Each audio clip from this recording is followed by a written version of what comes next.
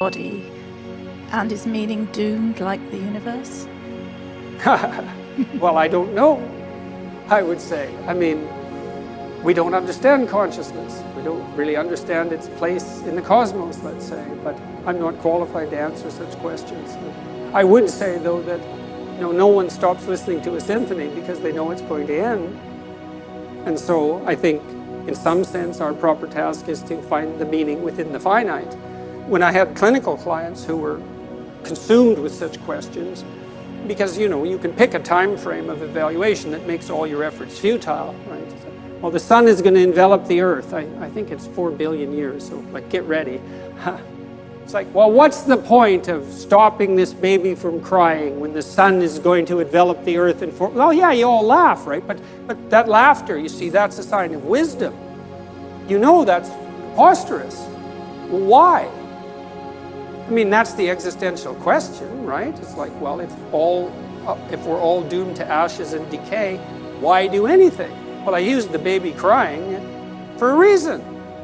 I mean, who in the world is going to use that argument to not feed their baby? Well, why feed that thing? In 4 billion years, the sun's going to envelop the earth. It's like, wrong time frame, folks. And so what I would say, and I did say to my clinical clients, if you're adopting a time frame that makes what you're doing appear trivial, the problem isn't necessarily what you're doing, although it might be, and you have to ask yourself that question because perhaps you are engaging in something that's more trivial than you should be. The problem is that your mind, which is capable of leaping across evaluative frameworks, has picked a time frame inappropriate for the task. So quit doing that. Instead, you can say, well, why don't you practice adopting the time frame that imbues your properly oriented action with the deepest possible apprehended meaning? And why would you not think that the fact that that meaning manifests itself with the proper choice of time frame, why wouldn't you accept the fact that's indication of a valid choice? It certainly feels like it. You know what it's like. You get engaged in something, a deep conversation, a piece of music, a piece of art, something you love doing, someone you love being with. You get engaged in that. You lose your sense of temporality. And you don't pop out of it and think, oh my God, I wish I would have used a time frame that made everything irrelevant because of my cognitive brilliance. You think, hey, we could do that some more. Like, how about all the time? And that's a good goal. It's like, yeah, how about that all the time? And then you've got time right when you're engaged like that. And I would say that's a profound neurophysiological signal that you're in the right place at the right time, right? Because it's accompanied by a sense of deep well-being. And that's literally an antidote to suffering. I mean that literally. It's with many of my clients who were suffering, what we would strive to do was not so much make them happy, because sometimes that was impossible. They were so crippled in so many ways, often physically and in pain, but something meaningful that would keep them going and keep them from straying and keep them from thinking homicidal and genocidal thoughts, all of that. And meaning, that's the antidote to suffering. The question is, well, how is that best to be found? Well, that's an empirical question. You have to look in your own life and see where meaning glimmers and then pursue that. Right? That's what Harry Potter is doing, by the way, when he's chasing the snitch. Hey guys, welcome to Forward. We're a new type of doctor's office that's providing preventative primary care. We've got world-class doctors supported by the most advanced medical technology. Now, one of the really cool things about Forward is you can schedule same-day visits, there's no wait times, and we don't charge co-pays. So after your self-service check-in, then you're gonna head back to our biometric body scanner. Now, the body scanner's purpose is to track trends, monitor progress, but also identify health risks earlier. Here, check it out. So this is it, and I'm super excited to show it to you guys today. All I'm going to do is just step onto the scanner like so. Next, I'm going to tap into our demo account. I'm going to choose my sex. And what it's first doing is it's creating and building a thermal map of my body, and it's allowing us to see my temperature in real time on the screen, which is pretty cool. And in a moment, the body scanner is just going to prompt me to take my left hand, just lay it flat here on the ledge like so, and I'm just going to slide it straight back towards the wall, just like the photo is asking me to do. Now, what's happening is something called red light spectroscopy, and that's just light shining through my hand and finger, allowing us to see how my blood's actually flowing. First, you're seeing heart rate, but using that same technology, it's also able to measure the amount of oxygen in my blood, which is known as my blood oxygenation. So now what would happen is it'd be me and the doctor working together in our exam room, building a comprehensive health picture. And the first thing that we're going to do when we have you in the room is we're going to draw your blood. And generally a lot of our members come to us and say, hey, I have to wait usually 3 to 5 days, maybe a week for my blood work to come back. And that's when we thought, why don't we just build a blood processing lab on site? It takes 12 minutes for the blood work to come back. And what we do to make for a very clean and easy experience is we use what we call an infrared vein mapper. Check this out. Highlighting the veins in my arm, making for a nice clean poke for our medical assistants. Rather than guessing around, now they can just zero in. Throw it into one of these discs, have it processed. Again, I'm not stuttering, 12 minutes, guys. That's how long it takes.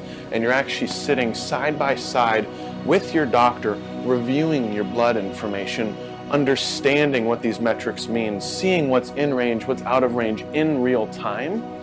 And if you identify an area of opportunity, well, now you're able to start building a preventative plan right away around nutrition, around exercise, monitoring blood work, monitoring prescriptions, a much more comprehensive plan rather than just reactive care.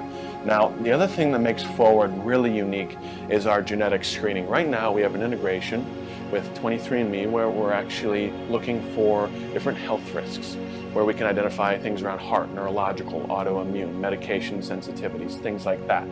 Based off of the risks, we'll have you come back in, and rather than the information being confusing and you not knowing what to do with it, we'll take it one step further, literally walk you through one by one of what everything means, what we should take action on, and then build preventative plans. Now, everything's going to live in your Forward app and on the big screen, and that's the last part that I want to show you guys today. So I'm going to unlock my phone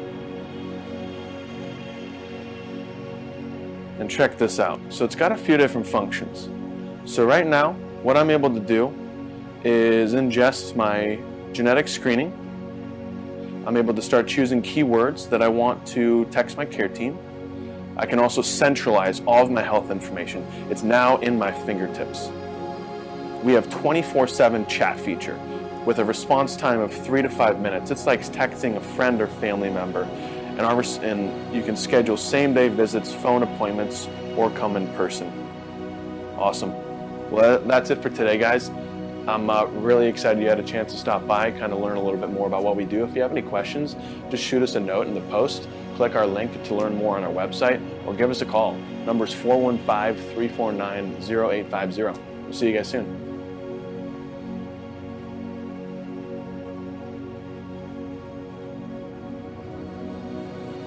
If I told you that there was a tried and true method that would help you land a TEDx talk in the next 30 days, would you do it? Would you put yourself out there? Would you feel the uncomfortable feelings that come with stretching yourself to do something you've never done before? Would you do a TEDx talk if I handed you one within the next 30 days? Thought I'd let you know. And you know, you win the game if you catch that thing. So, well, that's not exactly right. You get 100 points, but you know, it'll do. So, another question. How about you? Hi, thank you very much for the lecture. You talked a lot about meaning, both from perception and in music and art. What do you mean by meaning? What is meaning, and where is its source? Meaning is implication for action or for reorganization of the perceptual frames that frame action.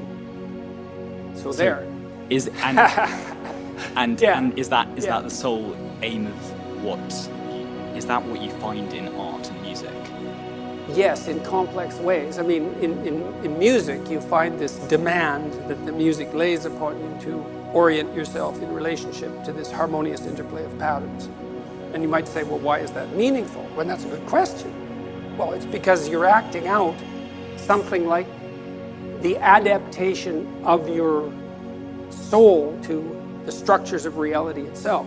Now, it's done very abstractly because the patterns of music are not precisely the actual patterns of the world, right? They're abstractions, but it's play and representation, and it's art. And so you're acting out the process of optimal adaptation at a very high level. When you think what people are doing, imagine a Viennese waltz, you know, so you have this unbelievably well-trained orchestra. They're all emitting patterns like mad, and they're playing while they're doing that, putting little twists on the patterns so that they're a little novel, a little interesting, even if you've heard the music many times. And you have the conductor who's keeping all these specialized subsections operating in harmony, and then you have the couples dancing, and they're trained to do that, but they're cutting the rug, you know, in the same way. They have their moves, and they're trying to impress each other, and there's a mating aspect of that, and they're all doing that harmoniously, and it's a complete vision of a ordered society, right from the subatomic realm, let's say, all the way up to the cosmic realm. That's all taking place in the dance. And people don't know that, but, well, they do know it too, you know? And they know it in that they're acting it out. And there isn't anything, in some sense, that you know more deeply or believe more deeply than that which you act out. And you're not smart enough to understand the full totality of your actions. I mean, we're not transparent to ourselves. We act out all sorts of things that are stunningly brilliant without realizing it. And it takes, in some sense, it takes often untold centuries for us to figure out what we were doing and why. And so it happens to you, you know, in your own life when you have a flash of insight into your own behavior. That's why I was doing that. It's like, well, you were doing it, why didn't you know? Well, you're complicated. You're really complicated, and certainly not transparent to yourself. And so I have a paper called 3 Types of Meaning. You could look that up if you wanted a more technical answer, but the music answer by example is a good one. And I think people can really relate to it because, you know, the only person you ever hear who says, well, I don't really like music is like, no, that's just a posture. You know, you like music. You just want to be, you know, kind of interestingly different and controversial. And it's really something, right? And it's also interesting that music has this non-propositional structure that's completely opaque to rational argumentation. You know, I used to like to watch punk rockers, yeah, especially the ones who did mosh pit punk rock. And you know, I went to a Ramones concert once. It was quite comical. I was on the 2nd floor. It was so loud I couldn't hear for 3 days after this concert because it was a pretty little theater. We sat about 800 people, and they had their stadium speakers in there. It was like a sonic wall of sound, and we were above this mosh pit, and there was all these like nihilistic punk rockers down there smashing into each other and throwing themselves off the stage. And I thought, for all this talk of nihilism, there you are dancing to the harmonious patterns of life. It's like, you know, smash the state and all of that. It's like, we'll groove to that. Yeah, it's very comical. So even among the most propositionally nihilistic, they still fall in love with music. It might be harsh and grating to some ears, but you start where you can. And, you know, I liked the Ramones, so that was fine with me. So maybe, yes.